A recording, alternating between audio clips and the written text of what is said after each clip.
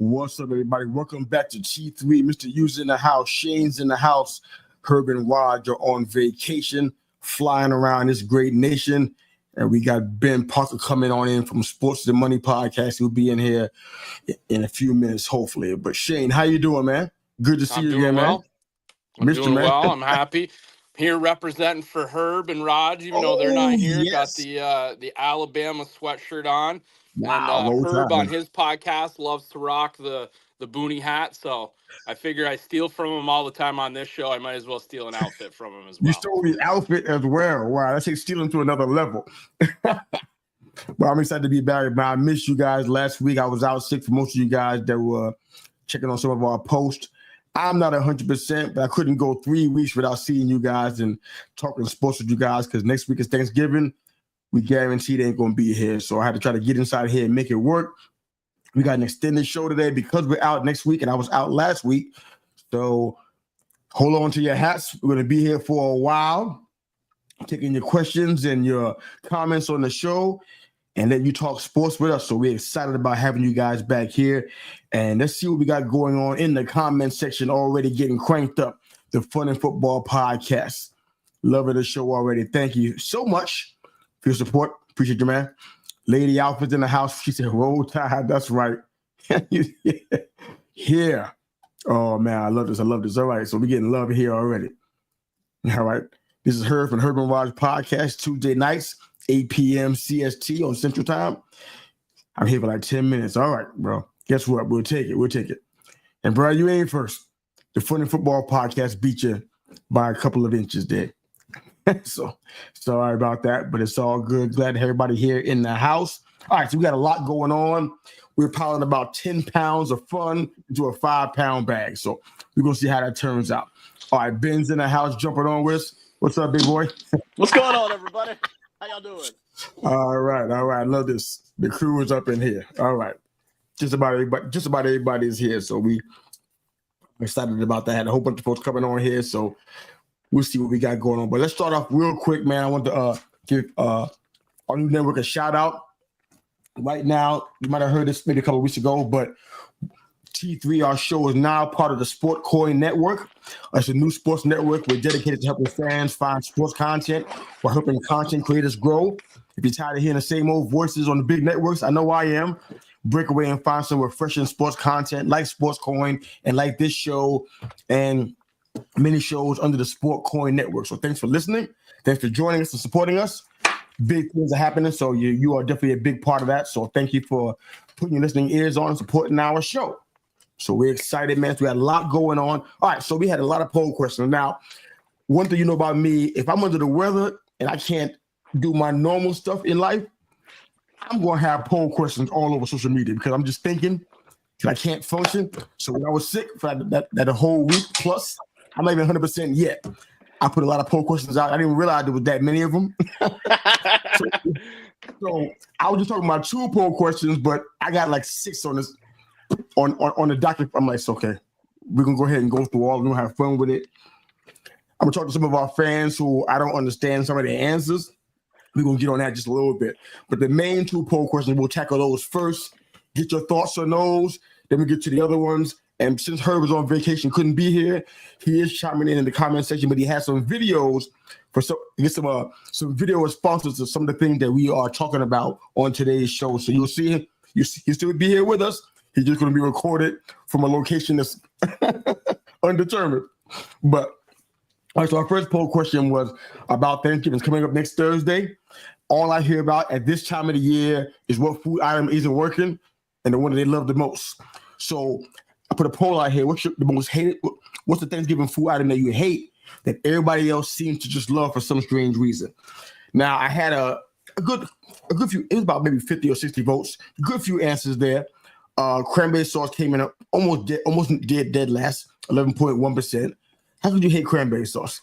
I don't understand that. But okay, I don't understand. How could you hate cranberry sauce? It don't taste so good. It doesn't taste good. It don't taste so good, man. What do you mean? Like, it's sweet, man. How you gonna beat that? Just give me some jelly. I'll spread on some toast, Give man, you with some butter. jelly. Yeah. I'm not understanding. Yeah, you hate cranberry sauce too? Yeah. No, I'm good with cranberry sauce. I mean, not caring for it, but hate. I don't understand how you can hate cranberry sauce. Once it hit that dressing together, something magical happens. How could you hate it? I'm missing it. Okay, but that's not the worst one. The next one, second place, I guess you could say, is the candy yams. I get that. Most folks can't do them right, so I get the whole.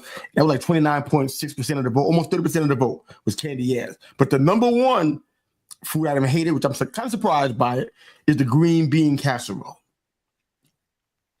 37% of the vote they hate. I'll be honest, I don't like it either. Here's the thing about this. You got to love mushroom soup to love green bean casserole.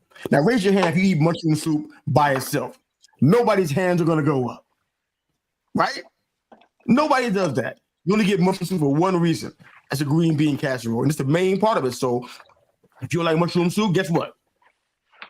This ain't gonna work out. Lady said, I love green bean casserole. Why, girl? Do you love mushroom soup too? Do you love mushroom soup too? Yep. Oh my goodness. I don't know about most of these. I don't like cranberry sauce. I'm good with the yams because people just really screwed us up really bad. And the green bean casserole. I don't know how we got on the Thanksgiving menu, but it's time to replace it with something else. No question. Excuse me, guys. I'm a little bit congested. Forgive me, guys, for making these weird nose noises on the screen here. Sorry about that. All right. So the second poll question was kind of more, hopefully a little bit more docile, but it's sports, so you never know. The most thrilling NFL game this past week. Now, I had a lot of answers there, but what ended up happening in our poll is that two games were not at about 32%. So everybody was probably in my same. If I could vote twice, I'd have voted for these two games: Cincinnati and Los Angeles, the Chargers, and of course the Chiefs and the Bills. Those two games were the marquee games from last week. I had a few votes for Baltimore and Pittsburgh, but nothing compared to these two games. You guys' thoughts on the Bengals Chargers game and the Chiefs and the Bills? Real quick on your thoughts on that. Then we keep on moving forward with our poll questions. What do you got?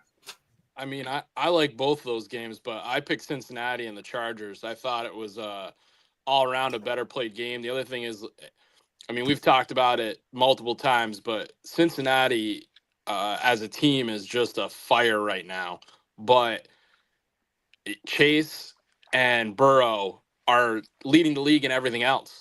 Like, if it shows you that you can't just win with a quarterback and a wide receiver, you'd love to see if they had a running game. It seems like Joe Mixon was doing okay for himself with the Texans. I mean, the defense just hasn't been able to pull things together for Cincinnati. But I thought that game was great. As you know, Harbaugh fan, so I like the Chargers can pull that out in the way they play. But when it comes to the Bills, it's always just going to be it's Josh Allen doing heroic things. Which to me doesn't always make it a great game. So I didn't think that was a super game. Cheers to the Bills for getting that victory and putting a loss on the Chiefs docket for this year. Copy that. You know what? That game with the Bengals, it was really frustrating. I had some fantasy implications in it, so there's that. Plus, I'm kind of partial to Jim Harbaugh, so of course, I follow the Chargers. Have been before he got there anyway, but just really now. But some of the things calls-wise, I was like, oh, wow. You don't want to be reliant on the referees to help you win games, but man, the referee sure helped them not win this game in a lot of different ways. But like you said, Burrow and Chase, that was the marquee matchup there. I mean, I think Burrow probably has the lead or at least the top of it there in pass yards, just because of that combination. He's gunning out there. But like we talked about on many shows before, if you're not winning in the trenches, you're probably not going to win. And they've always had that as a liability. And I think it kind of showed up a little bit in this case too. In the Bills and the Chiefs game, I want you to jump in, Ben. On the Bills and the Chiefs game, I felt like part of what you said was true about him kind of being Superman, but there was opportunity there. Now, I was watching Shakir because I had him on my team starting on that game. And there was a lot of opportunities where he was open and Josh didn't see him. I saw it at least twice. And there was some times where play calling wise, he was trying to push the ball to a specific person as opposed to, somebody like Shakir, who was open a lot of the times in the slot, they could have did a lot more to move the change there. So I kind of felt like they won the game, so I guess you don't really care. But there was a lot of opportunities for do something that you probably have to do to be successful in the postseason, which I didn't see it the way I'd like to. But go ahead and Ben, jump in on those two games, Cincy and the Chargers, and the Chiefs and Bills. What do you got, sir? My favorite was the Bengals and the Chargers. That was just a whole heck of a lot of fun. I mean, you talk about telling two halves, two heavyweight boxers going at it and just kind of trying to knock each other out. You had the wild Cincinnati bunch throwing the football all over the place with that crappy defense. And then you got the Chargers, who were kind of getting forced to come out of their shell a little bit, not just run and play defense, but actually throw the football. Man, I love that game. But real quick on the Chiefs, Kansas City has got some things to work on. Their two tackles are a big problem. We all know it. Their wide receiver room ain't stepped up yet. The defense is good, but not elite. It's just very good. You can't beat that defense if you've got a good offense, but especially the offense has things to work on. But nobody's better at it than Andy Reid. So come see us come playoff time. See if he can make the adjustments. You heard him say, "Come see us." Did y'all catch that? I can't rewind it back because we live. Did you hear that? Come see us. Okay. Two time, baby. I hope somebody else caught that one. But yeah, that's a very frustrating team, man. Because we talked about it in the preseason that wide receiver is going to be an issue because they tried to piece it together last year with duct tape and bubble gum, and they got by somehow. They struggled a little bit last year, but they got by somehow and got into the playoffs and then eventually won the Super Bowl again for the second time at that point. So I said, you know what? They better fix that problem. And they got Xavier Worthy, but I didn't feel like that was a solution. And you can see how he just goes off of the map sometimes, turning to the invisible man. Don't know who's even on the team sometimes. It's like, okay, so you still got a wide receiver issue, but these guys were undefeated up until last week. I'm like, how are they getting by with this? Or honestly, I don't have answers for this. People say referees and they're cheating. I can't use that one for every single one of these games. There's some games I'm like, oh wow, that's a call I didn't even see. And I got a 70-inch. I couldn't see that call. But so the referee, I can't use the referees as an excuse for all the games that they won. But they are very, very frustrated. I don't know how they did it. And Herb said we owe him money. $8.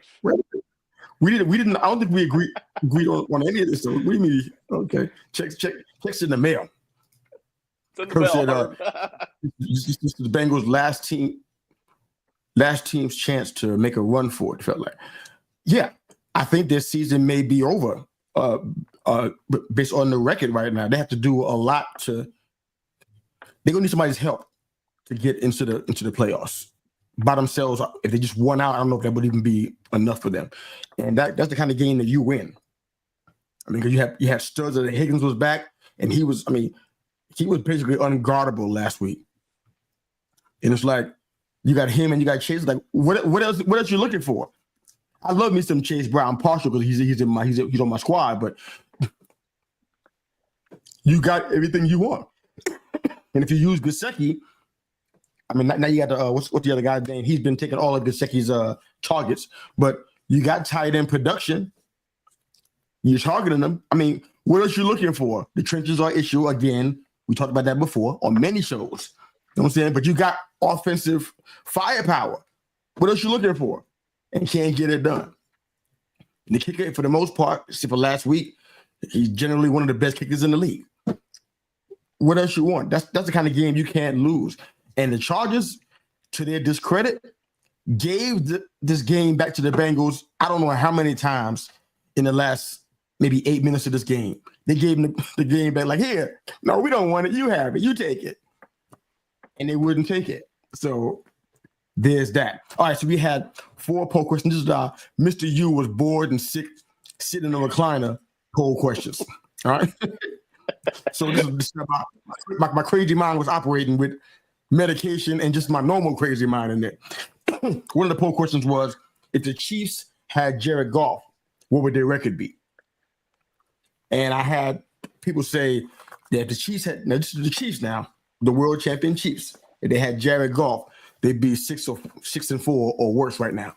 I'm like, and they were like 40% of the vote. I'm like, okay, I'm gonna read all of the winning votes out, and you guys can talk about it. And we're gonna let Herb jump in with his videos. Okay. If the Giants had Justin Herbert, they'd be 5-5 right now. Some of our listeners, man, you guys are ridiculous. That right there is ridiculous. Let's move on. The Bills, if they had Jalen Hurts, they have a 7-4 record right now or worse. 70%, overwhelming 77% of the vote said that. Okay, I can feel that. If the Niners had Lamar, they'd be 5-5 right now.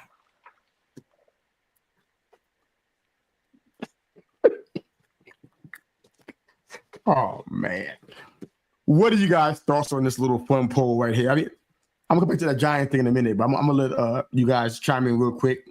Or if you want me to, we go ahead and go to Herb and his thoughts there on some of these, and then we'll come back to you. How you want to do it? Want to hear Herb first? Let's see hear from Herb's. Herb, Yeah. So you can steal his answers. Lay it on us, Herb. All right. So let's go with the first one first, and we're gonna go back to back, so we can go ahead and just get those in there. So this is his take on the World Championships having Jared Goff. All right, poll question: Jared Goff takes over the Chiefs. What's the record? So first off, Patrick Mahomes is the best quarterback in the league. I know he's not. The statistics don't bear it out this year. He hasn't been playing up to his potential. But you'd be hard-pressed to tell me if you had one drive and you could pick any quarterback in the league that he wouldn't be the guy. If this was, hey, we got to get a touchdown on this drive. I've chastised several teams for taking him to overtime because you just know what happens in those situations. So you've got the best quarterback in the league. So subbing him out just always feels like it's going to go worse, right? Jared Goff is having an amazing season, right? But I think you could make a great case, and I don't even know if it's much of an argument, that the Lions have much better weapons than the Chiefs do right now. The Chiefs seem to be dropping guys left and right. Kelsey, I think the mustache is dragging him down. He's not playing up to his full potential. You lose Rice, and Mahomes gets it done. He's mobile. He doesn't run a lot, but he's mobile enough to make you pay when that counts. And I've seen them run out like 4 tight end sets and still run a pass play. It's Mahomes gets it done. So it's not a knock on Goff, but I have to say that the record would be worse with him at the helm instead of Mahomes. So they're at 9-1 right now. Only lost 1 game. I'm going to give them a couple more losses and put him in like the 7-3 range. So now, like I said, I think they'll still be good. And the Goff working with them the whole time, he'll understand that. But Mahomes is still Mahomes, and I think you got to give him his credit. So I say they are a little worse if they make that trade out. So that's a lot better than what the leading poll was saying 64 or worse. I'm like, come on.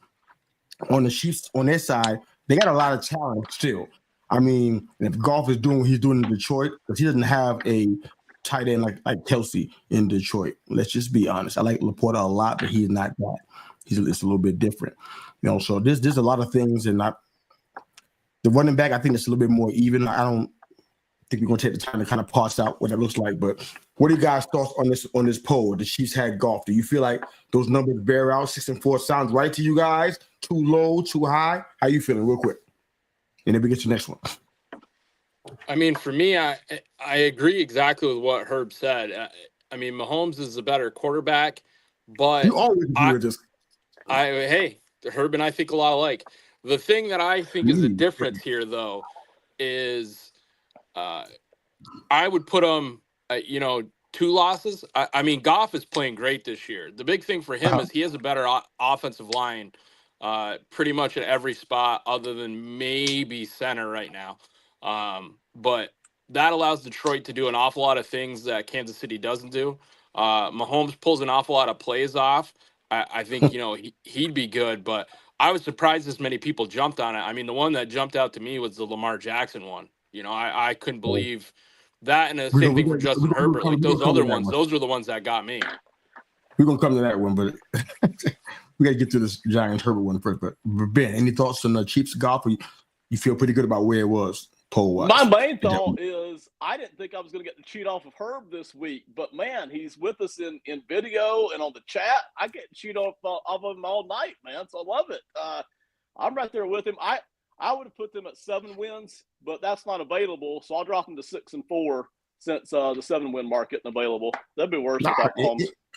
It wasn't available. I thought that was I didn't see it. Maybe it's there. No? If it's there, I'll take it. Okay.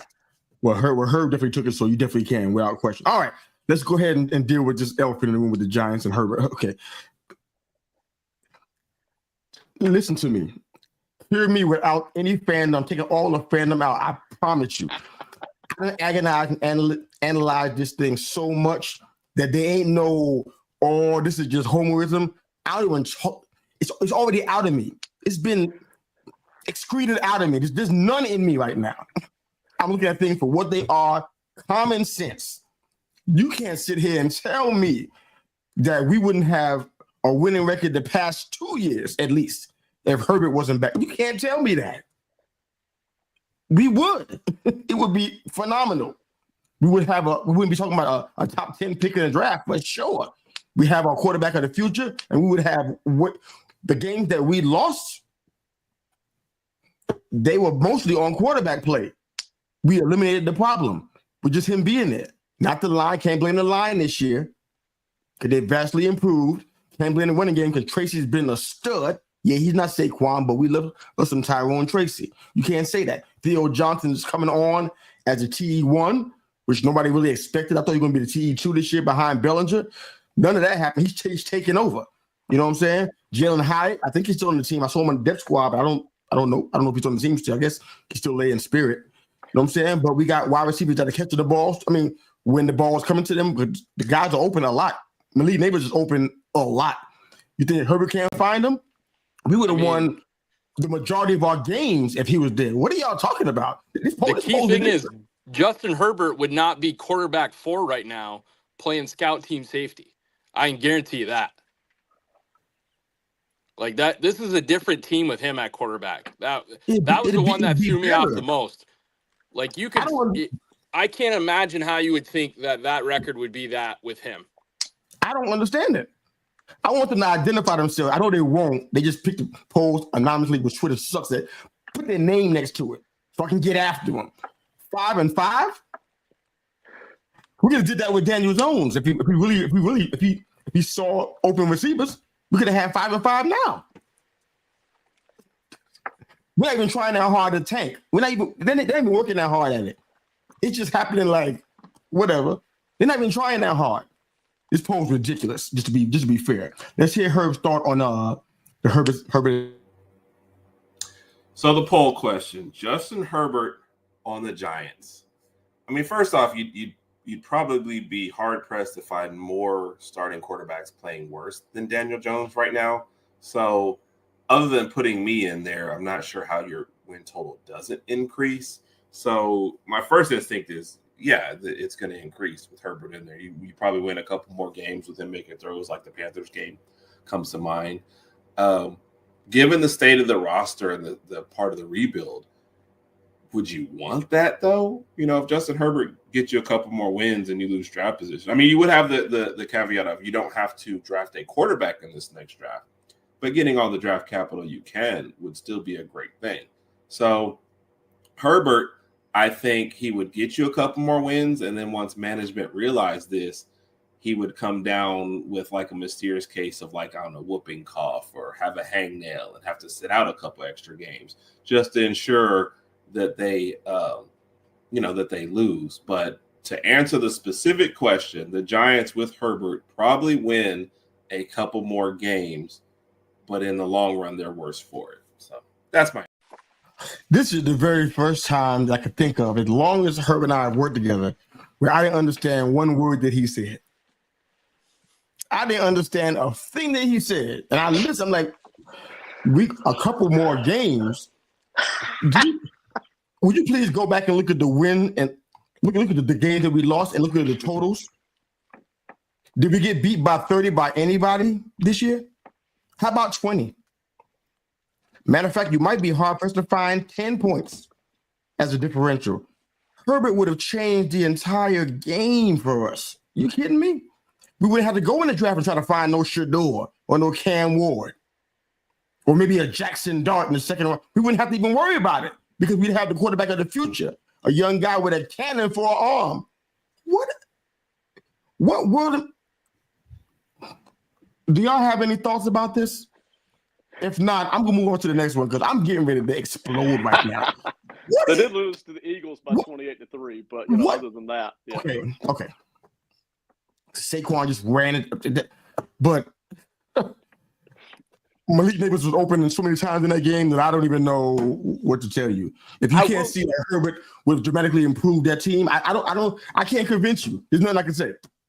I got him at 5 or 6 wins if Herbert's there because I will say, Dable, I really like the way he runs an offense limited by Jones. So why wouldn't I love an offense with Herbert at the center, and then that would start to unlock the running game, and you'd see a tilt here. I don't know that they'd be 8-2, but you'd see a tilt here to the winning side versus the losing side if I were looking at it.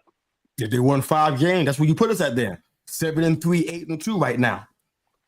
Do we have that kind of team? There were teams that have a similar record, talent-wise, that are there, and you're wondering when the bottom's going to fall out. Tell you the truth. Outside of Saquon, people might think the same thing about the Eagles, too. Imagine if he was not on that team. How many games would they be winning right now? It plays a part. So one player does make a difference. If you got something, man, go ahead and go for it, man. And we're going to the Bills and Jalen Hurts. You got something? Well, I think playing off of what Ben said, I mean, Brian Dable got this position because he took Josh Allen and played running/throwing quarterback and maximized wide receivers. So if you look at that same philosophy, Justin Herbert falls right into that.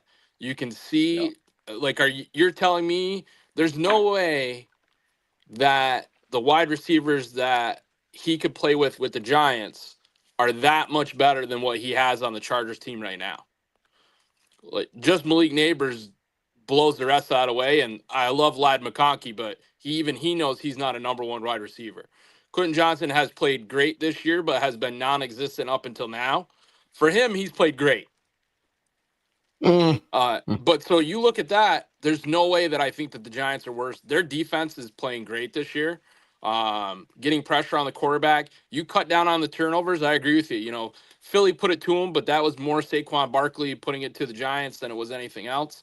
I'm the only part that I agree with on Herb's point is if you're a Giants fan and you want them to be able to get loaded back up, he is right. It's better to tank than it is to be mediocre, which do I think that Herbert gets you into the playoffs? There's a possibility because I think they could compete with Washington, Philly with a talented quarterback. He knows how to find open receivers. Daniel Jones doesn't. And Darius Slayton is better than Quentin Johnston at this particular point in time. And he's like, what, a wide receiver 3 for us at this point? Something like that. He's better than him over there. So Herbert would transform the team. Come on, guys. I need y'all to do better, man. Seriously. All right, so Bills and Jalen Hurts. All right, so I don't have a big beef about this one. I think that Jalen Hurts, the mobility differential is different. I like Allen more there from a mobility standpoint, making plays with his legs and stuff. He showed that last week. It was like that touchdown was phenomenal. Defensively, probably shouldn't have happened, but Allen just ran through everybody. I don't know that Jalen Hurts is doing that. So this poll, I think it's reasonably good. I think it might be a little high. Before you guys drop your comments, let's hear what Herb has to say on this one. Poll question time. So the poll that we're answering in this one is, if the Bills had Jalen Hurts, what would their record be? This one hurt me. Oh, see what I did there? Because I love Jalen, and I would love to think that he would continue the 9-2 record that the Bills have.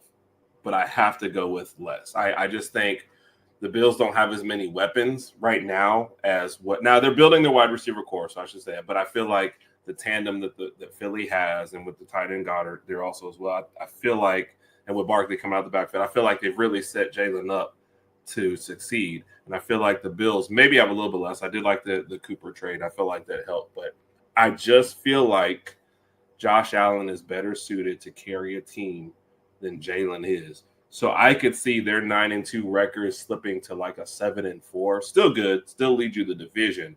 But I can't give Jalen Hurts the same record as I give a Josh Allen right now. And this is coming from a guy who's been hating on Josh Allen forever and saying he's overrated, but I've got to give him his due this year.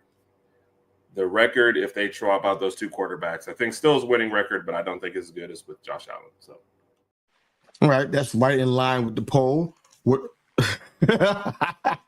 I see what you did there. I love it. You guys are on top of this thing. I don't have too many comments here. I agree with Herb 100% on this one. I think there's going to be a drop off. Like I said, I think mobility plays a part because Allen, just if you put into all the intangibles, him being able to run and basically run into people, Hurst is not doing that stuff. He may have tried that in a year or two ago, but he's not doing that now. Matter of fact, I think he actively tries to avoid that. So I think that's it's smart for him as a quarterback and for his health throughout the course of the season, but it doesn't give you the threat that he would with Allen. So for me, I'm gonna stick around 7-4. I think the people that our posters got that right. You guys have any thoughts about that? If not, we'll just jump into our Niners and Lamar Jackson and then start getting into some football. What do you guys think? I mean, I agree with the points that Herb made. The other thing is Philadelphia's offensive line is way better than the Buffalo Bills. And I think that offensive line helps Hurts an awful lot. I think you switch him out, like you said. I think they still would run the AFC East, but you're going to look at some more losses. There's no doubt about that. Fair. Ben. Yeah, I was at 7 or 8 wins, so 7.5, depending on a toss-up game. Herb also says we don't have to pay his videos, so one of us must have made him happy.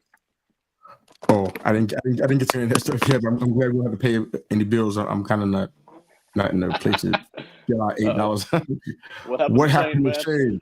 I'm like, I want to make sure this isn't some kind of situation where we got to call 911 for you. Are you good, brother? Nope, all good. I was just so pumped that Herb isn't going to make us pay. Okay. I saw that in a horror movie, and it kind of made my heart start beating. Okay, all right. So the last poll from Mr. Yusuf Sick in the Recliner poll was 49ers had Lamar. The poll says almost 41% of them said that they would have a 5-5 record. Good God, that how do we get there? Because Ayuk is out and McCaffrey's out. Is that how we got there? I don't. They got problems that don't have nothing to do with the quarterback position. Let's just put it like that. But before you guys get into your thoughts, let's hear what Herb has to say. Man, one thing I can tell with having to look at myself over and over like this is, am I just dragging down the team? Like, you guys are a good-looking bunch. Like, bellissimo. And I apologize if I'm dragging the team down. But anyway, let's get on to the next poll question. We got the 49ers adding Lamar Jackson. Now, Purdy, I feel like, has been playing well, but he's had to battle Brandon Ayuk drops and then missing altogether. And then everyone on the team injured, including the ball boy and the water boy. And according to my reports, the head cheerleader as well. So Purdy has done well to get them back to 5-5. And the backup running backs have actually filled in pretty well for CMC. But I mean, nobody's truly CMC, so I get that. But having said that, I feel like Lamar Jackson, in this case, with the weapons you have, you're not going to lose that much in the passing game, and you will gain a lot more on the ground. And I just have to think that 5-5 record, Lamar has to be good for another couple wins, 2 to 3 wins. So I feel like their record would be better. That's not an indictment of Purdy, and I want to make that clear. I'm not saying he's playing bad. I just feel like that extra dynamic, especially when you have all these injuries, I think that Lamar can bring that to the table. I think he gets him a couple more wins. And then let's be honest, if you add the front runner for the MVP to your team and you don't get a couple more wins, then he should not be the MVP. But that's a discussion for another time. Thanks. Fantastic work out of your Herb. I love it, man. Thank you. Good stuff. Jeff's kiss. Awesome stuff. All right. So what do you guys think about the poll? I shared my thoughts, man. Lamar makes that team better than where they are. Nobody even thinks that Purdy has the athletic ability. these polls are just common sense. Some of this stuff we can hash out the numbers and stuff, but come on, some of this is just common sense. You can't tell me that Lamar doesn't change the game. Let's keep the postseason out of it. That's a different situation for Baltimore. But when it comes to the regular season, you can't tell me. The man, you're talking about MVP right now for him, and we're not even at that place yet. So you tell me he doesn't transform that team by more than just 3 games? I question the football IQ of some of the folks on this poll, man. I don't know who you are, but something's not right. Shane, Ben, what are you guys thinking, man? Help us I'm coming out. in hot, man. You ready? Are you Let's ready, go. Yusef? I'm ready. I'm coming ready. in hot, okay? Listen, Let's go. no, I'm gonna indict Brock Purdy here, okay? Purdy is smart, intelligent, accurate, and has that kind of a little clutch gene sometimes. But he is not an elite quarterback. He's not even close, and he never ever will be. And I'm the leader in the clubhouse telling the 49ers not to pay him, because once they do, a lot of his toys are going to disappear. They can't afford them all. He's a decent, good quarterback. When you give him all his toys and Shanahan, he goes to a pretty good quarterback, okay? Fair. If Lamar freaking Jackson was on this team, and I've been telling Kyle Shanahan to get a real quarterback for years, if Lamar Jackson was on this team, they would be 8-2. And the only reason they would have 2 losses is because that defense just ain't hummed up yet, all right? I mean, the defense has been very inconsistent ever since D'Amico Ryans left. They just have not been as crisp ever since he's gone to Houston. If Lamar Jackson and Kyle Shanahan were to hook up, they could finally both together do what they can't do separately, and that's win multiple Super Bowls, okay? That's what would happen every single year. I mean, that's where I'm at, man. So, done. Easy, man. This ain't hard. This is easy. You just nailed it. Shane. Not to me. Maybe Shane thinks different, though.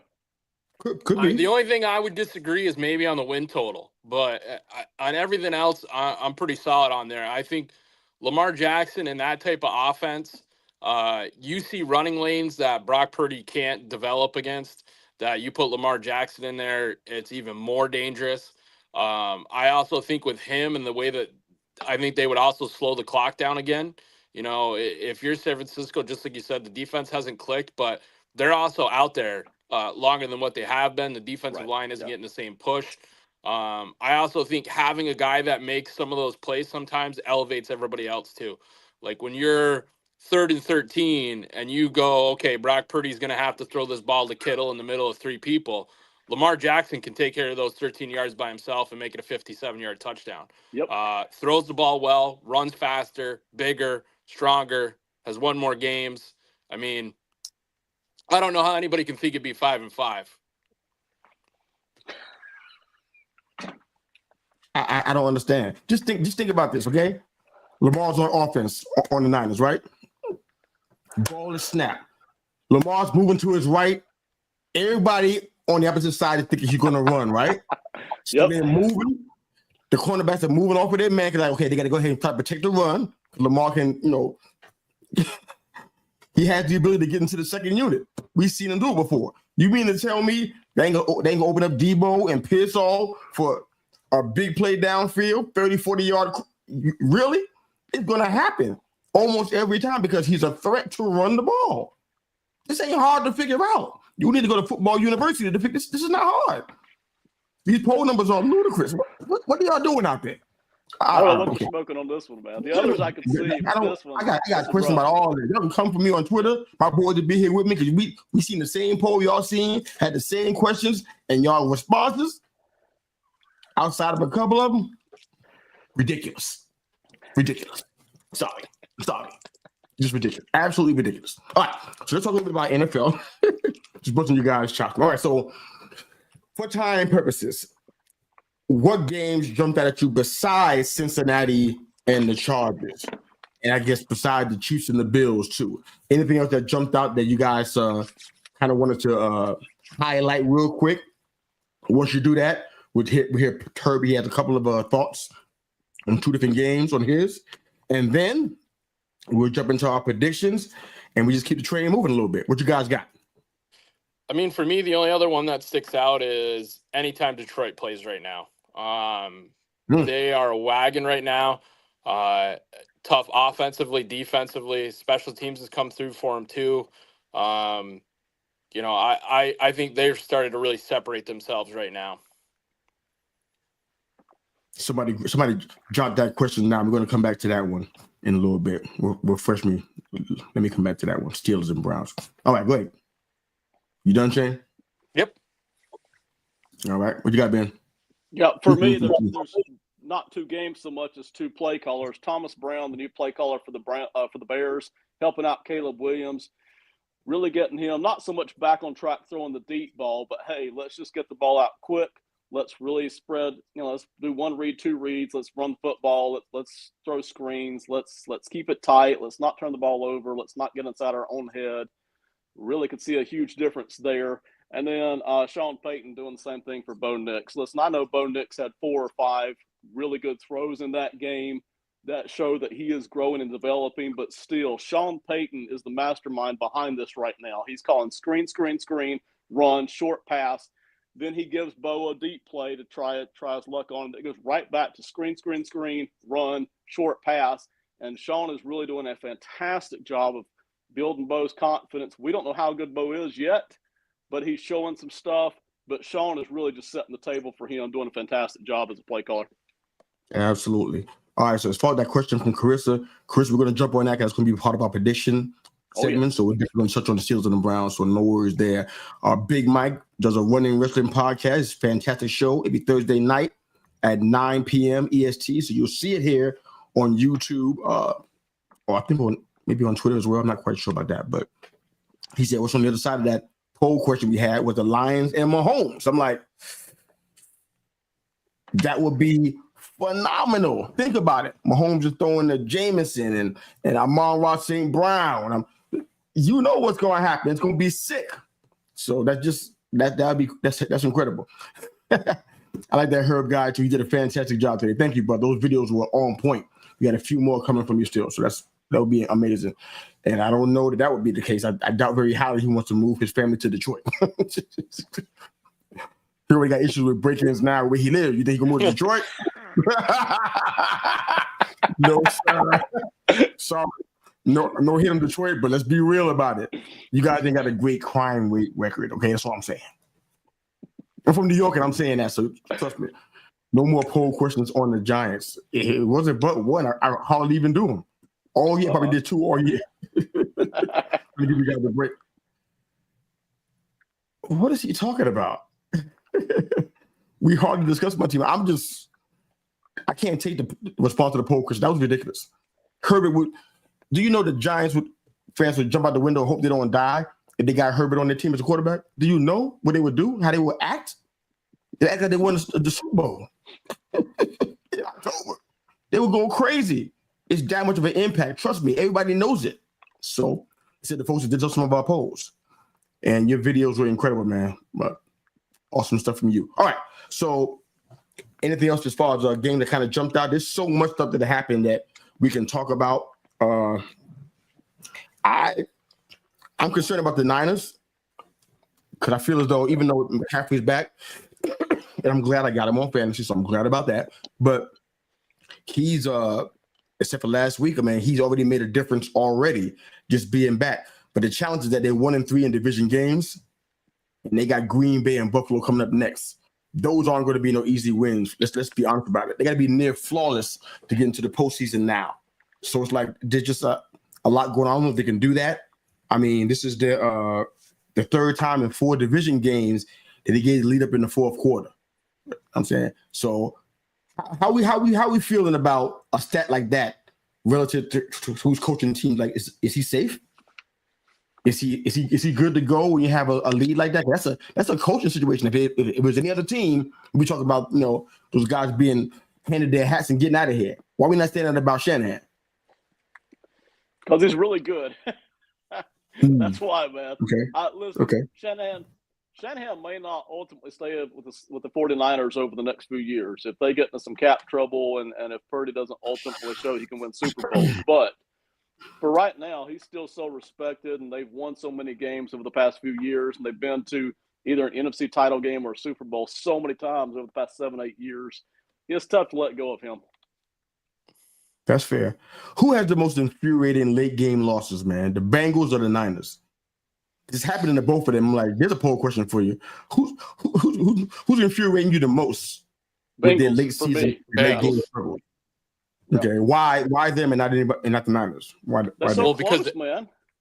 Yeah, that and the Ravens. I mean, the Bengals could have had the Ravens in the very beginning. Really could have had them twice. I Twice. mean, the other thing for them, missed kicks. Mhm. Oh yeah, Scoring a ton of points and still losing. When the 49ers have looked bad, they've looked bad. I think playing off, like you said, with Shanahan, the big thing for him is when he has a defensive coordinator he trusts, they're okay. When he had D'Amico Ryans, when he had Robert Saleh, they were okay. When you try to fill those people in after they get head coaching spots, that's when the troubles happen. The defense isn't playing as well. They do have a ton of injuries. So, John Lynch understands that as well. But for the 49ers, it's an anomaly. I am not a Cardinals booster by any stretch of the imagination if you've seen me on the internet at all, but I don't think anybody thought they were going to be the team they are this year. So then you look at them, you look at the Rams, they've had a ton of problems. They're still in the hunt. Seattle was a middling team, they thought, and they've played okay. So for the 49ers to have a down year, this was the one that was going to hurt them because everybody else is bunched together. It's what gives them an opportunity to maybe hit a hot streak and come back. But like you said, the rest of the season for them is extremely tough, and you're going to have to pull out all the stops to get in. yeah. I got a few teams I want to talk about, but I'm going to let Herb jump in on some things. But I want to talk about Atlanta a little bit. I want to talk about Chicago, the New Orleans Saints. I'm going to kind of jump on a little bit. Jacksonville. Oh my God. And Pittsburgh a little bit. If we can try to get into all of that stuff and get your thoughts on it. But Herb has an idea about a couple of games. Let's run one of them right now. All right, I had to have an observation from the Colts-Jets game. And for anybody who knows me, I'm laughing at this demise of the Jets and Aaron Rodgers. So first, let me give kudos to the Colts. Anthony Richardson comes back. He has a decent game, 20 to 30, 272 in the air, 32 yards on the ground, 2 touchdowns, including the game-winning touchdown, which the box score will show a 4-yard run. But if anybody watching, that was a tough run that he made to get the game winner. So a little bit of redemption for him. Colts not totally done in the playoff picture, and that's great. But you have to look at the Jets. I mean, they, 27 points, one of their best outputs. They still lose this game.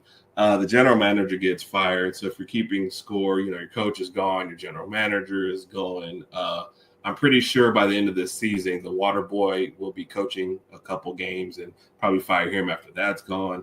And then there's reports on they're still debating on whether or not to bring Aaron Rodgers back for next year. So is this what it is? We haven't learned a lesson at all from what's been going on. This season has been a disaster. Your offense and Aaron Rodgers have been so bad that the defense got worse somehow, and nobody knows how that is. There's been reports several guys have checked out for the year. They are ready to be done. And it's like whenever you do this, my dad used to always tell me, hey, what are the pros and cons of this decision you're about to make? Okay. The pros of letting Aaron Rodgers walk are numerous. The cons, all the bad things about letting Aaron Rodgers walk, this is the list. Yeah, it's empty. Let him go. It's over. He can walk off into retirement. You can do whatever you want to do. This didn't work. You catered him. You did everything you could. It's done. It's over. Okay, you are the most dysfunctional franchise in the NFL. Let it go. Facts. I'm hearing talk about him going to the Titans. I'm like, oh my God. Don't do it. Don't do it to Will Levis. If you don't think he's it, find somebody else there. But don't do that to that man. He don't deserve Aaron Rodgers. He doesn't deserve it. So anybody feel sorry for Aaron Rodgers at this point? I mean, you got Garrett Wilson out there. You got Braylon Allen, and you got Breece Hall, and you got your boy Devontae Adams come out there with you, man. And I'm forgetting somebody. Lazard, and I think of somebody else too. You got everybody you wanted out there, and still got a train wreck. This like Herb said, and very astutely put, man. This is over. And your dad is real wise, man. What's the pros and cons of this? I can't think of any cons by letting Rodgers go. I don't see what's a problem here. Give me the GM would be a bad idea too. If you can go ahead and make it a package deal, ship him out by FedEx too. Get him out of there as well. That'd be great. So, what are your thoughts? Any thoughts on Herb's takes on the Colts or the Jets in general? Well, like you said, I mean, the Jets just cut Joe Douglas too. So I mean, they cleared the GM out. Woody Johnson says I wanted to bench Aaron Rodgers before, and you guys talked me out of it. So he asked all the coaching staff, well, how Right. about you tell me what your guys' actual plan is? So I mean, when your owner's doing that, you already have questions. Like Herb said, I mean, I don't feel bad to watch the Jets crumble. It works perfectly for everything I believe in. So. I think Rodgers won't retire because he'll want another year to be able to prove he can do something and He to can't make some side money. But do a I think commercial. the Jets are just a complete fire. I mean, there's no redeeming quality right now for them. Their hope is to completely You ain't tank wrong. and get something else out of this. You ain't wrong at all. You ain't wrong. Oh man. I'm gonna go for the Jets because there's no point to this. But I think nobody agrees with how the Colts went about doing business with Anthony Richardson. But he's back in there, and he looks like he showed us what people saw him in the first place. He looked pretty good. It wasn't perfection, but he looked pretty good. So you guys, are you convinced that he's on the right track? I'm asking you about another quarterback right after you answer this one, but do you feel like he's on the right track? Do you feel like Anthony Richardson is going where he needs to be going, take the Colts to the next level? Yeah, You feeling good about it? He had a big boy game on Sunday, no doubt about it. That might have been his most mature game that he had, but he's still over the next Agreed. season or two going to have his dips where he's just all over the place and he's in his own head, and he's going to have that. But still, to me, you stick with him because you can see when he throws and when he runs and he walks on water almost. He's doing things nobody else can do. So to me, you stick with him, you let him work through some of these bad weeks, and maybe eventually he matures through that too. So that's where I'm at on him. I don't know how I feel about, because I'm hearing, like we talk about Bo Nix, who I thought the Giants can take him in the draft and it'd have been okay. It's kind of how I felt about him from what I saw. He was the number one pick for us, but if we took him, he'd have been good. But you guys are talking about Peyton's influence on him and how, you kind of get boosting his confidence. In this situation in Indianapolis, do you feel like Richardson has the ability to have that same kind of benefit? Or do they have to make a change there in order to get the Bo Nix treatment? What do you think?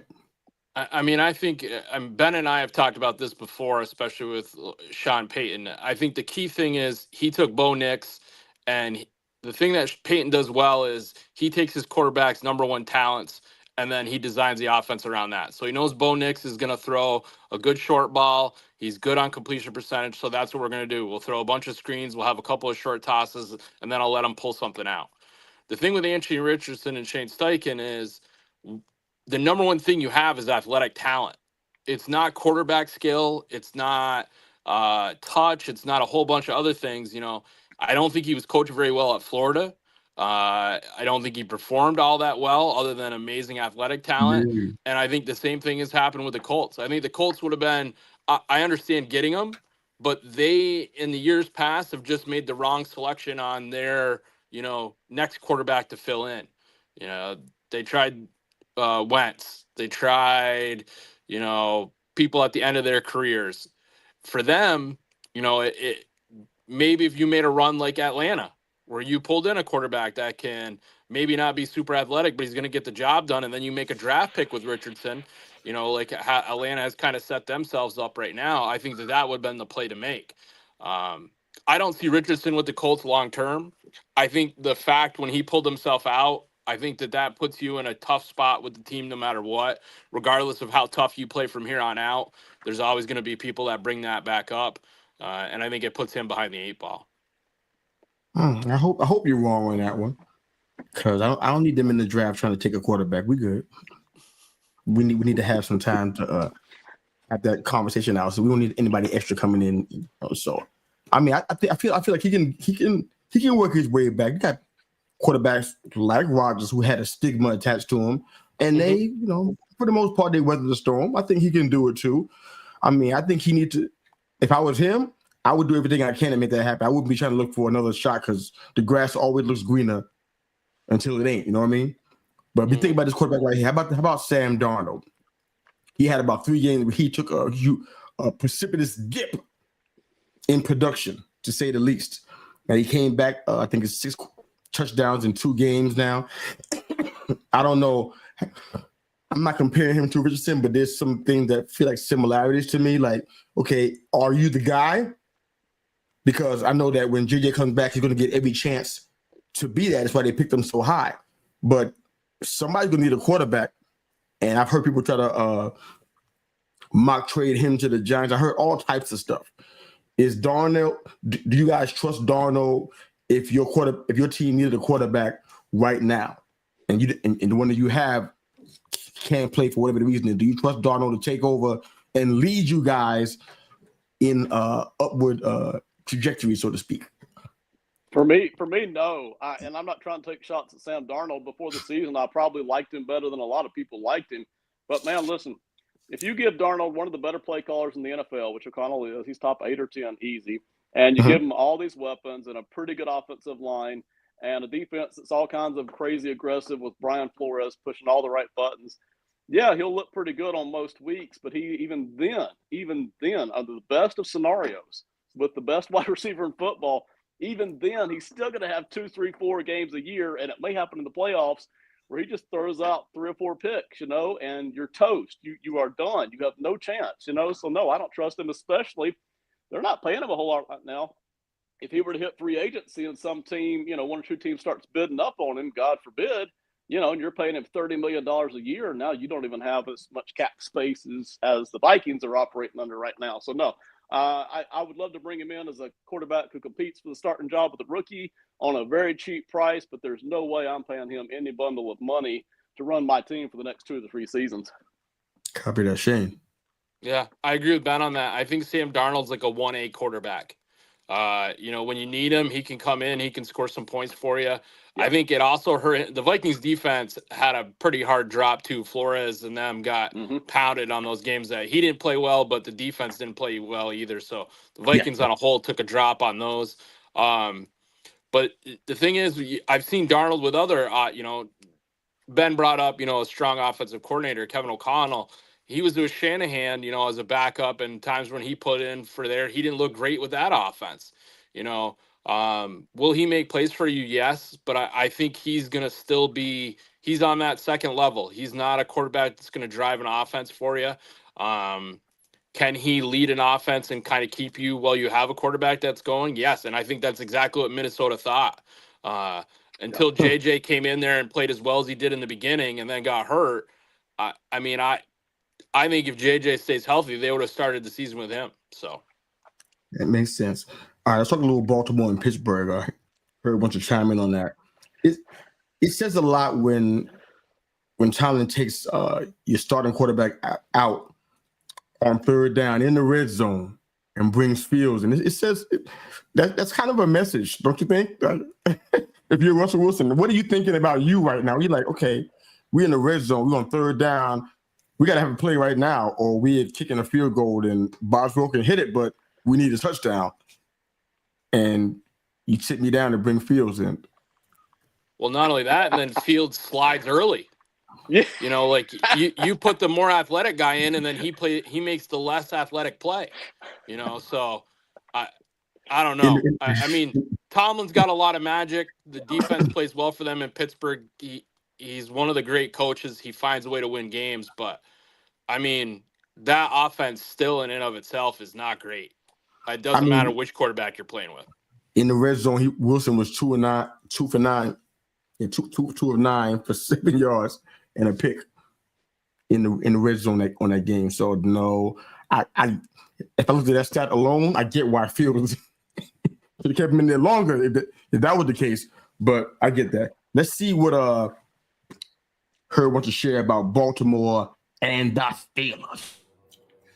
What's up, everybody? My first observation from this past weekend has to come from the Baltimore-Pittsburgh game. I want to tackle both sides of it real quick. First, for the Pittsburgh side, I like Mike Tomlin as a coach. I do kind of low-key root for that team. But I've been thinking there's just no way they can keep this up with the offense the way it's being and just try and play strong defense and hold it down And this is one of those games where they proved me wrong. To win a game like this without scoring a touchdown is an accomplishment. To hold down one of the best offenses in the league and to win a tough game like this, take a hold of the division. Kudos to them. Hats off to the Steelers. And it feels like Mike Tomlin has to be in consideration for a coach of the year sort of thing. Any team winning with a platoon of Justin Fields and Russell Wilson has to have some consideration for team of the year, coach of the year, whatever you want to call it. On the flip side, the Ravens, I don't even know where to begin sometimes. These are not the kind of games you can lose. You can't have a front runner for the MVP playing like that. The MVP talk, that's something I want to handle at another time. But you just – and I know a lot of the blame will go to Justin Tucker, but you've got to blame the coaching staff as well and the way they played. So let me just – quick stat. In the loss to Kansas City to start this year, Derrick Henry, 13 rushes. The loss to the Raiders, 15 rushes. The loss to Cleveland, 11. The loss to the game in Pittsburgh, 13. Now, look, do these teams have great defensive? Could they have shut down the run? Yes. Does that mean you give up on it before you even get started? No. Why would you go get a massive human being like Derrick Henry and not run him? That just makes no sense to me. And then you lose a game like this by 2 points. He's not on the field for the 2-point play. And I'm not even sure if that was an actual 2-point play because that looked horrific. So for Baltimore, I feel like it has to affect, like I said, Lamar's MVP candidacy. And the coaching staff, there's got to be some questions at some point. Like, how long can you continue to abandon your identity as a running team anytime there's a big game? Excellent stuff, Herb. That was good stuff, brother. Yeah. Before we get into our predictions, they got two teams that they kind of got me NFL sad. They got me low key sad. I'm like, to be a fan, and I know a couple of fans. One of them is a really good friend of mine. We've been friends for like 11 years. He's a huge diehard Bears fan. Had another buddy that's a Jags fan that posts all of his feelings on Facebook every chance that he gets. So it's the Bears and the Jaguars. That game against the Packers was such a gut wrencher. That was the Packers were meh for like 3.5 quarters. They weren't playing good, man. Let's get real about it. Love got 11 interceptions right now. They got bailed out by a blocked field goal by a guy named Carl Brooks. You don't even know who he is. Don't even bother Googling him. You never heard of him before. You don't know him from nowhere. He blocked the field goal. The red zone decisions were they were killer, man. I'm amazed that the Bears had this in the hand and they couldn't get it. You might want to get Eberflus for this, but I don't know if he's to blame. It's hard to come back from that when you lost to a team 11 straight and you had them. You had them by the huevos. It's like, it's nothing. And the Jags, man, I think Peterson is done cooking in Jacksonville, man. They gave up 644 yards to Detroit. That's the second most in their whole 30-year history. You got to stick with T-Law, man. I don't think he's the problem there. You got to give him some more time and maybe a better situation. I think, but to go into the draft, it'd be like a big, big defeat to say that all the work and the money you put into it was like for nothing. So they probably let the coach go. I think is Balky already gone already? If not, he shouldn't be far behind. If he's not already gone. I have no idea. But any thoughts on the Bears or the Jaguars, just in general? If not, no pressure. We can jump into our predictions for the week that we're not going to be here. So we're going to just talk football about it. So the Jaguars are a mess, unfortunately. The defense especially, but nobody's been able to find the key to unlock Trevor Lawrence either. Whatever quarterback is or isn't in there, ain't nobody found the key to it yet. So, a lot of big problems there. I'm a little prejudiced here on Trent Baalke, GM of the Jaguars. I have never liked his work on the whole. That's not to say that everything he does is bad, but just on the whole, I haven't liked his work, and I've wanted them to kind of let go of him for a couple of years, and he's still there. So I'd been in favor of him leaving as well. Is my feeling on it. Okay. Well, I mean, to kind of tie into what Ben just said, I mean, if you pull this back even more years, I mean, Trent Baalke is the reason why Jim Harbaugh is not still coaching the 49ers. I mean, and then if you're Chicago, you're watching Jim Harbaugh coach the Chargers when he played for you. as a Chicago Bear, and you could have had him, and the way that he's been able to turn a quarterback around, I think that puts an even deeper knife into the Bears fans, because they have offensive talent. I mean, Yeah, they pay DJ for Moore, it. I don't know what DJ Moore is doing. I don't know what happened to where he held somebody up for a contract with the way he's playing this year, but the Bears have offensive talent. They had an okay defense. I don't think they have a great coaching staff. I didn't think they did at the beginning of the year. I would have picked him as one of the weaker ones to begin with. And I think when you had Shane Waldron there, when you have to have NFL players come and tell you, like, hey, you need to coach us up, they should have got rid of him that second. To let this offense sit around and let Williams take hits just puts you in a terrible spot. I think Trevor Lawrence, he got hurt with the too many coaches. You have these switches around, team philosophies change. He's a guy that needs balance. Can he play good quarterback for you? Yes. Is he going to make some outstanding plays? That's not really him. I mean, yes, you drafted him high because that was the decision you had to make. But I mean, even at Clemson, he's throwing the talented wide receivers. He's got a great run game. What doesn't he have in Jacksonville? Like, that's the same problem. The cupboard is bare for them. The defense has been terrible, and I think Jacksonville is in even greater trouble because I don't see a quick exit for them. I think there's some changes that can be made for Chicago, and you can kind of pull yourself out. The problem for them is that Detroit's not going to get any worse. Green Bay's not going to get any worse. The Vikings aren't going to get any worse. So you're still the worst team, even if you make a great improvement. Fair. All right, let's jump into our poll question, then our 5-pack. And we still got Herb still hanging on with us to do that 5-pack together. All right, so here's what we're going to do for next week. Since we're not going to be here for Thanksgiving, obviously, you got to be tearing some turkey down. So you're not going to be here. For next week's prediction that we would normally do on the show, we're going to do those as poll questions, and we'll put them out there next week so you guys can kind of chime in on those or tag you in them. You can comment, commentary, what have you, and it'll be ready for us for our next show, which will be December the 5th. All right, so this week I got all the numbers, all the odds. We're ready to roll. So right up in about 15 minutes, Steelers at Browns. Now, for you guys that are playing fantasy, you need to understand this. It's going to be inclement weather, to say the least. So there's a very good chance that Jameis Winston's not throwing the ball a lot. So keep that in mind. I'm not saying go get Nick Chubb. I'm saying he's not going to be throwing the ball a lot. So you got guys like Elijah Moore and I'm blanking out on some of the receivers. Oh, Jerry Jeudy.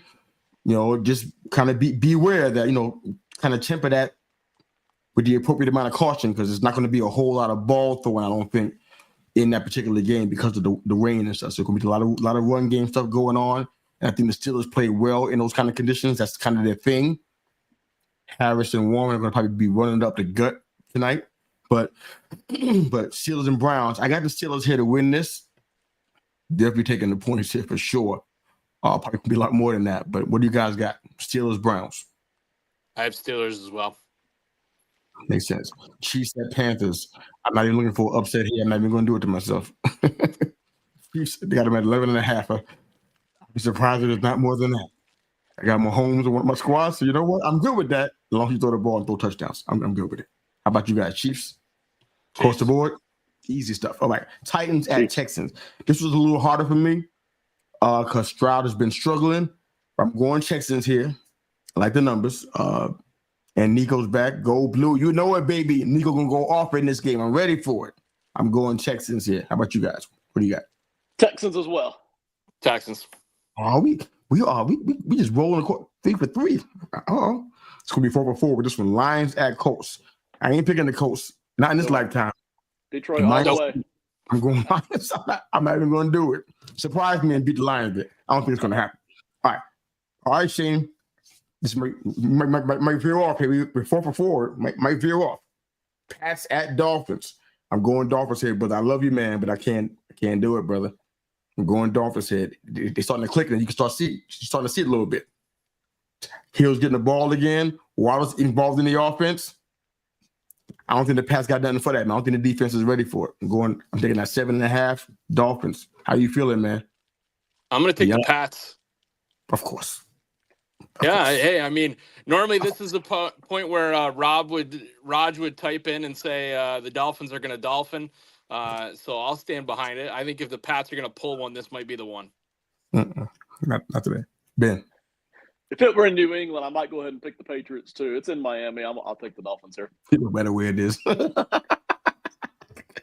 Bucks at Giants. Like I said many weeks ago, I ain't falling for that trap again. I'm not sure if we know that we're tanking. Nobody got the memo. The email is snail mail. They haven't got the memo yet. Anybody that play against, I'm picking against them. I ain't falling for it. I'm picking the Bucks here. Mike Davis. It's not Mike Davis. Mike Evans. He's coming back off after a bit of a timeout for injury. He's going to be hot. Baker's going to light him up in the end zone. So it's going to be a big, big, big win for the Buccaneers. I'm taking it, though. All right. Cowboys at Commanders. They got a -10. Lord. I'm going Commanders here. Last week was a bit of a revelation. I'm like, okay, wow. Did the Eagles have their number or was something else going on? Not quite sure. Terry McLaurin wasn't really involved in the offense that much. The running game got limited big time. They caused Daniels kind of speed up and made him kind of make quick decisions, which you could tell he wasn't ready for it. He didn't have time to sit in the pocket and think about stuff and check out all his reads. So maybe it's the blueprint for the Cowboys, but I can't see them capitalizing on it. So I'm going Commanders here. How about you guys? Cowboys or Commanders? Commanders as well. Yeah. Yeah, Commanders. Easy peasy. Broncos at Raiders. Division rivalry. I don't know if you guys feel like, I heard you say something about Knicks. I like Knicks. I think he's doing really, really good. I'm going Broncos here. Pretty easy. I don't have a hesitation about that whatsoever. How about you guys? Think the Raiders going to pull an upset off? You seeing that? Raiders can't score off Denver, so I don't know how they're going to win. Yeah. I think it'll be tighter. I don't think it's a blowout, but it's Broncos. Yeah. Okay. Niners at Packers. This is one of those games where it's like really, it could be a push for me. I'm going to go ahead and go with the Packers here. Despite last week's game, which I don't think they played very well. Like I said, they were really blocked for 3.5 quarters. I don't think they can do that here. I think it's going to cost them. I like McCaffrey. I think he's the bomb, but I don't know. I'm going to say the Packers, but I don't feel great about it. I feel like this could be one of them games where they can end up getting stuff in their show. But who do you like, Niners or Packers? I'm in the same boat as you, Youssef. So I've got neither team is playing particularly well, but the Packers have played better the past few weeks. So give me the Packers in a tight one. Yeah. I'm going with the Niners because I think they need it more. Also, I think the weather is probably going to be pretty terrible up there. So if you get an opportunity, it might be worth getting McCaffrey some more carries. That works for me. Give him the ball the entire time. There you go. The whole time. 4 touchdowns. That's a fantasy team. More. Oh, we need more than that. Okay. The NFL historic 20 touchdowns in one game. It's never been done before. Yeah. Get me in the playoffs. All right, Cardinals at Seahawks. This one is probably the one I think is the toughest on this schedule for me. I think the odds numbers kind of speak to it too. I don't even know who's going to win this game, honestly. I got the Cardinals here, but it's only because I don't really trust Geno like that. I heard somebody say earlier that he's playing better. Okay. I'm not super convinced of that because I had a chance to see some of the games. I'm like, wow, he gave more games away than he won. So it's like I'm going with the Cardinals here just because of that. It's not, I think the Cardinals are super great, but they're way better to me than where the Seahawks are right now. It's my opinion. What do you got? Cardinals or Seahawks? I got Cardinals, and it's all about Kyler Murray for me on this. Him and James Conner. I think they'll be able to control the ball, score points. I don't think Seattle can keep up with them offensively. So Tuesday night, I picked Seattle. Tonight, I'm picking Arizona. I may change my mind again on Saturday night. We'll see. I'm staying right here. Y'all forgive me because my voice is starting to go away, slowly going back into where it was before. So sorry about that. All right, so Eagles at Rams. I'm going Eagles here. This is the kind of game that this could be an upset. You know it. This is that kind of game where it can most definitely happen, and the Rams can come inside there and Stafford will have 3 or 4 touchdowns to Pakua and Cup, and it can be a blowout. It could happen, but I don't like the defense that much, especially in the secondary. So I don't know if they can handle Saquon once he's that second unit. what they're going to do with that. So that's the main reason why I'm saying the Eagles. But you can tell the odd makers don't think it's that big of a differential. I do because of the secondary, but maybe they see something I don't see. I'm going Eagles here. What do you got? Eagles, Rams. I think it's Eagles again. I think this one will be close. I think the Rams will try to, stretch it out, but I think the Eagles they'll hit the downhill run game, and that's gonna be enough keep the Rams off the board. So I'm in the same boat. Rams are very dangerous, but even since they've kind of gotten healthy, they haven't kicked it into high gear yet the way I thought they might. The Eagles have. Past 6-7 weeks, the Eagles are just on fire. So give me the Eagles here. All right, same here. All right. And that Monday night game on the 25th is going to be the Ravens at the Chargers. As you can see, the odd makers are not really sure about this themselves, and for good reason. The Ravens should be a juggernaut, but they don't play that way. And the Chargers they've been known for something called chargering, where they have a game in hand. And Philip Rivers knows about this very, very full well because it was happening on his watch too, where they had the game in hand and they would give the game up. As a matter of fact, we talked about the Bengals earlier. That very much what happened there too. They gave the game back to the Bengals on multiple occasions, which is very frustrating to watch. In this situation, I'm going to go with the Chargers here. I could regret that, but I'm going with the Chargers here. What do you guys have, Ravens or Chargers? Excuse me. I go with the Chargers as well, and I think it really comes back to Herb. Like when he talked about, when it comes down to it, you have an offensive weapon in Henry, and then you only give him 13 carries against the teams where you need him to have a game. If they do that again against the Chargers, then Jim's super happy, and he's going to keep running the ball against them. Also, J.K. Dobbins, I mean, he has both of the Chargers tailbacks were the tailbacks last year for the Ravens. So, I mean, I think they're going to have big games. Dobbins has had a great season so far this year. I think the Chargers offense is starting to fire up, and I think Justin Herbert has a great game. Fair enough. All right, so we are good to go. We're going to jump into our 5-pack, and we're going to shut the show down. So we had a nice little extended show. This was fun. I enjoy what's going on here. All right. So for you guys that are not aware how we do our 5-pack, we've been doing it for a while. A certain person on this panel said that a devious mind made this 5-pack. I don't know who he's talking about. But the 5 teams that we have for our 5-pack are the Green Bay Packers, the Cincinnati Bengals, the New York Giants, the Cleveland Browns, and the Jacksonville Jaguars. 5 of the challenging teams in the league. And our 5 categories, as always. Number 1, wins their division. 2, dead last in their division. 3, play in Super Bowl in the next 3 years. In full rebuild within the next 5 years. And in the last category is a first-round playoff exit. Before you guys do yours, we're going to let Herb get his in, and then we'll hear what you guys have to say. All right. It is time for one of everyone's favorite parts, the 5-pack. I know everybody's anticipating mine is going to be amazing. So I decided to have a little fun with mine and also give our host some love. So it's not going to be as doom and gloom. And I took a couple liberties in here. So the easy one was Cleveland in the rebuild. Deshaun Watson gets tired of all the negative press. He decides to flee the country. Cleveland is now off the hook for everything they owe him. They officially start their rebuild. They are on their way. Jacksonville was easy, last in the division. I just didn't see any other creative things that I wanted to do with that. Jacksonville, last in division. Cincinnati catches fire just enough to win, not to win anything, but to get the last wild card spot and lose in the first round. But because I have Jamar Chase on my fantasy team, he does enough to help me into the fantasy playoffs. So I appreciate you, Cincinnati. Then you're out of there.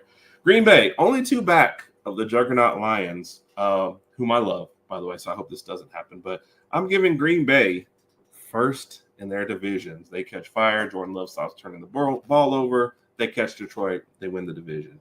That leaves me with the New York Giants winning the Super Bowl. It was our thing. 3 years, right? In Super Bowl, 3 years. So this year, to get off the Daniel Jones contract, they have like the number 4 pick in the draft. They trade back in the draft and trade back again. They get a whole plethora of picks. They start whoever they want next year. It could be Coach Dable for one more year. They're terrible for one more year. They get another huge horde of draft picks. They nail 90% of them, get a couple free agents. Then that next draft class, in this draft class, they also in the 3rd or 4th round, they decide to draft a developmental quarterback. They tell them, we don't even need you to start this year. We just need you to be great in about a year or two from now. They either hit on that pick or hit on the draft 2 years from now. Boom, catch fire. Dallas is on the decline. Jaden Daniels decides to go play baseball instead of football. Philly, Sirianni, he can't keep it up forever. He falls apart. They win the division. They head to the Super Bowl within 3 years. You're a New York Giants. Missed you. I hope you enjoyed that. That was for you, buddy. All right. That's it for my. That was awesome. I love it. I'm not far from what he had. I think I'm almost exact. All right, Shane, Ben, which one of you guys are going to go next with your 5-pack? Okay. I mean, it's hard to upend what Herb just said. I mean, most of it I agree with, other than some wild Giants history going there. I mean, I picked the Giants. I think they're the ones that are going to be in the full rebuild. I think they've already started that. I think they set themselves up for it. Jacksonville, like he said, that's the easy one to pick for your loss. I think for my surprising one, I think Cincinnati is the one that has a chance to be in the Super Bowl. I think there's some things that can be fixed. The defense does need to pick up, but I think out of this group, they easily have the best quarterback, and I trust Joe Burrow and what he's able to do. Green Bay, I picked as the lose in the first round. I like I said, I think other than Herb's, prognostication of all these things falling the way the Giants' way, I think he was pretty good on his 5-pack. Go ahead, Ben. What you got, brother? I got some stuff, brother. You ready? I'm ready, man. All right, let's get the 3 easy ones out of the way. The Jaguars are dead last in their division. They're not even worth talking about, so we're done with them. The Browns are in a full rebuild within 5 years. They should be right now, but whenever they start, they will be. And the Packers are going to get that first-round playoff exit, okay? They're going to be in the playoffs, but, they're struggling a little bit in some ways, and they're just going to run into better teams. So those 3 teams are easy, and they're out.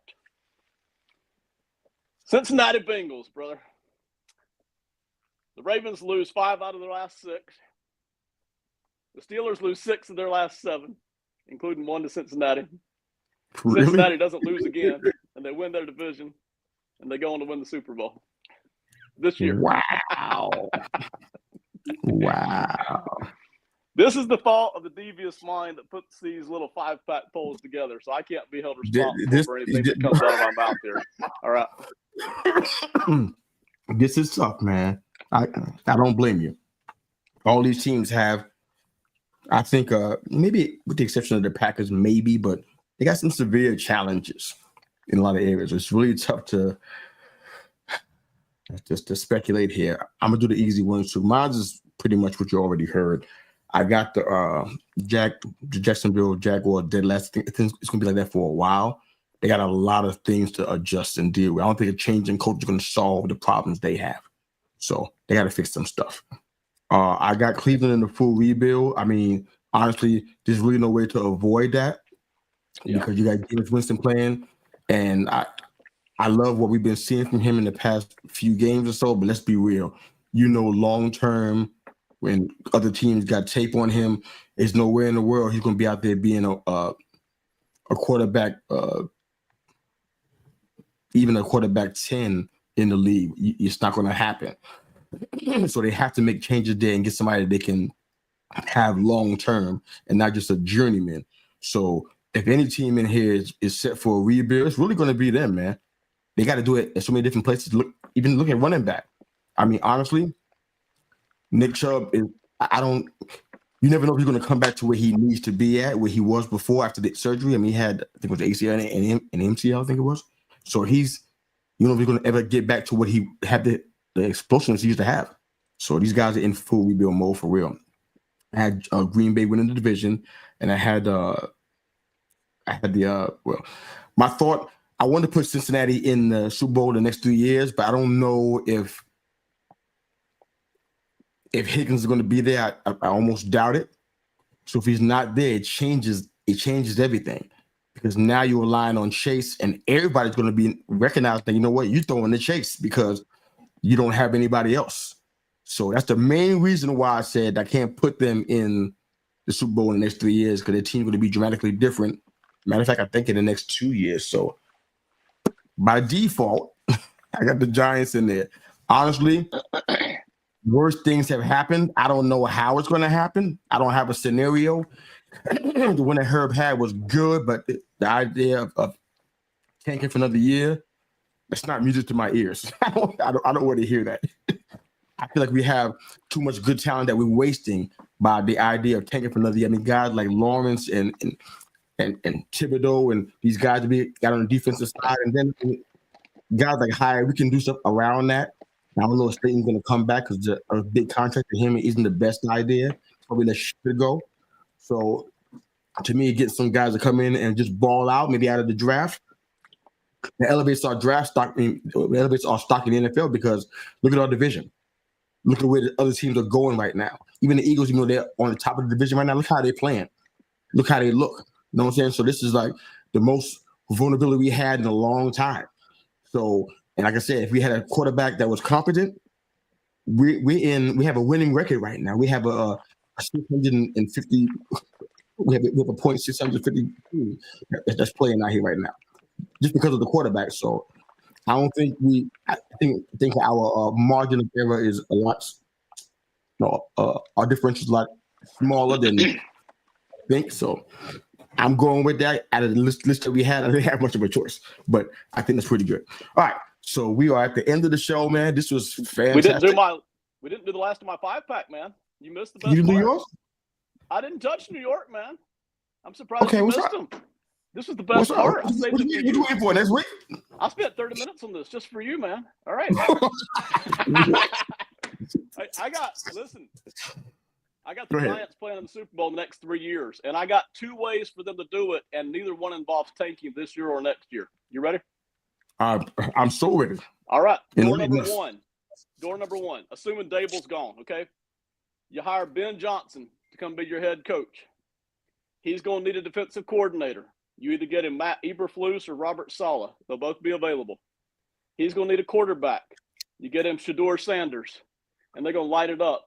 And then you trade back into the first round, and you get Ashton Jaunty from Boise State as your running back. And you win the Super Bowl in the next 3 years, okay? That's door number one. All right? Door number two. You hire Brian Flores as your head coach. Brian Flores needs an offensive coordinator. So you either get Clint Kubiak, who's young but still growing, or you get Shane Steichen, because he might be available. He ain't going to be head coaching, baby. And then you get Cam Ward as your quarterback, and you still trade up into the first round and get Ashton Jaunty. Either one works, man. There's a Super Bowl in the next 3 years. Wow. Not bad. Shane is shaking her head. Shane, okay, why do you hate this thing? I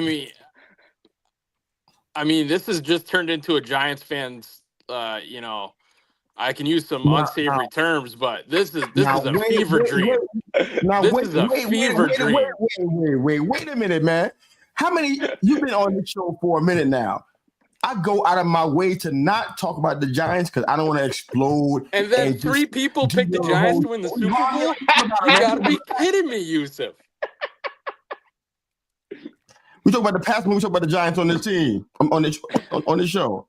I mean, Ben gave you 2 answers. Both of them, you're going to get a Heisman Trophy winner, possibly. You're going to get the best running back in NCAA, and then you're going to get one of the top 2 quarterbacks either way, is the way Ben set that up for you. I don't know how we're going to do that, but that's just his scenario. I don't know how we're going to come back and get John. I don't know how. Herb gave you like 13 different ways that things were going to happen and that the Giants were going to end up with 24 draft picks. I mean, at least I can't believe it. There's no way that I thought that I would be the lone person that didn't pick the Giants to win a Super Bowl out of this 5-pack. I thought it was obvious. Wow. Who else do you like out of that list? I'd say the Cincinnati, who I took. Who? Cincinnati's in a better spot than the Giants are. To win a Super Bowl? It's easier to win. I think other than Kansas City, it's easier to win the the AFC than it is to win the NFC right now. I don't think they can get past teams like Kansas City. I don't think the Giants can get past themselves right now.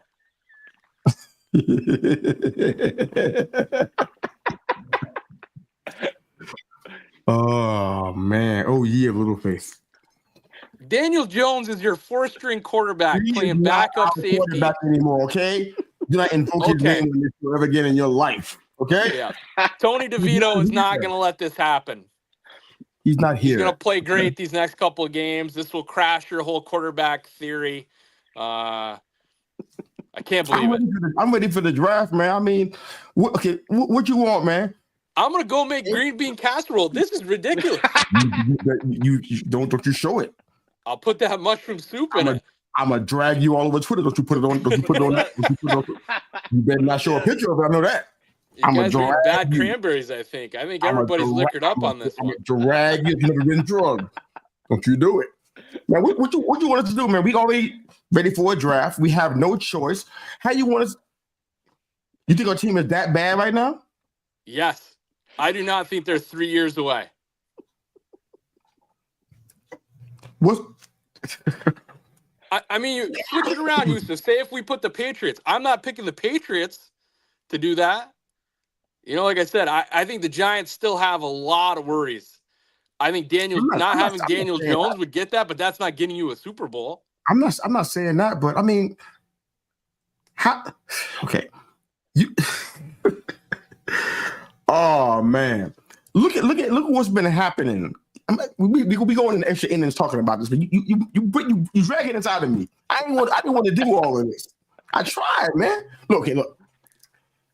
I know we got problems, especially in the secondary. We got issues, but they can be solved. They can be turned on a flip. It can be.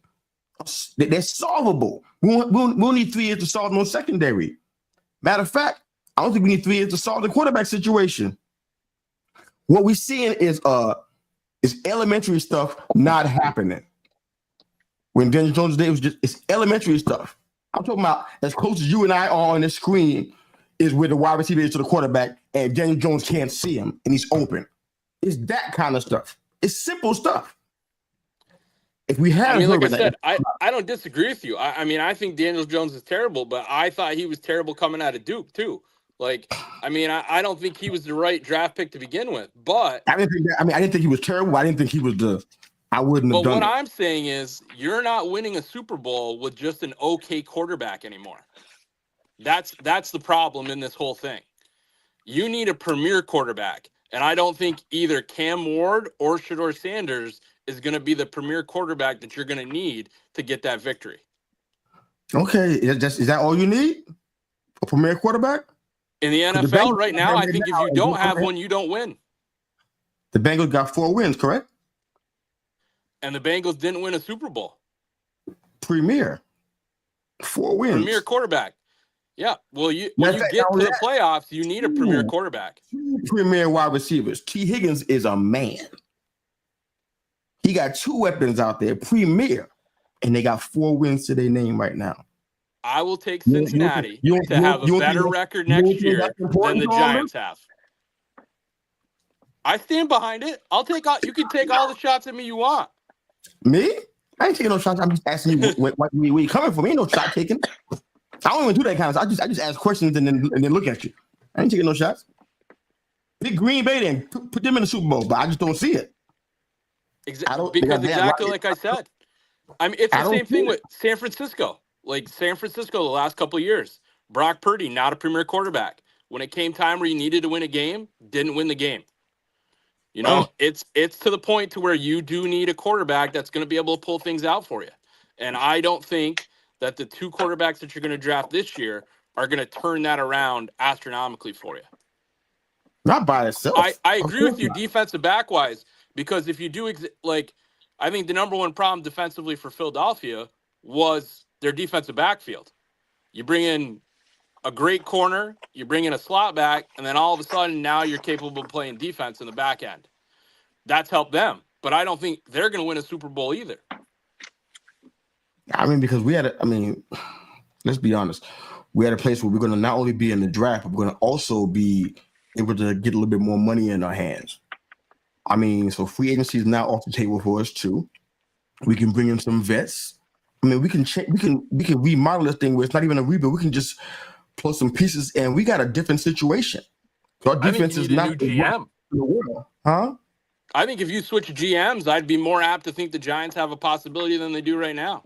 I think they've made bad decisions lately, and I think that's what's going to hurt you. I don't think you're going to be able to come back from that. Oh gosh, you ain't putting that doing one else. I ain't doing that. Okay. Any closing thoughts? We are in OT, but I'm glad because we're gonna miss you guys next week. You guys will be with your families and stuff and doing things. We'll be doing some stuff as well. So going 2 weeks is gonna be rough for me. But any closing thoughts for our people out here before we close out? Enjoyed it, everybody. Thank y'all. Ben, you need to work on your schedule and be here more often, all right? I appreciate it, man. Yeah. And be on tap, right? I mean, Shane's here doing his thing. What's your deal? I don't know, man. What you got going on? Yeah, I'm just messing around. But any closing thoughts, Shane? No, I mean, just like Ben said, enjoyed it again. Happy Thanksgiving to everybody since we won't be around. Happy Thanksgiving, y'all. Enjoy watching the Giants of Tommy DeVito and Cooper Rush just play an outstanding game for you to take a nap at. I'm busy. I'm busy that day. I got something to do. I'm busy that day. Get out of here, all right? Forget about it.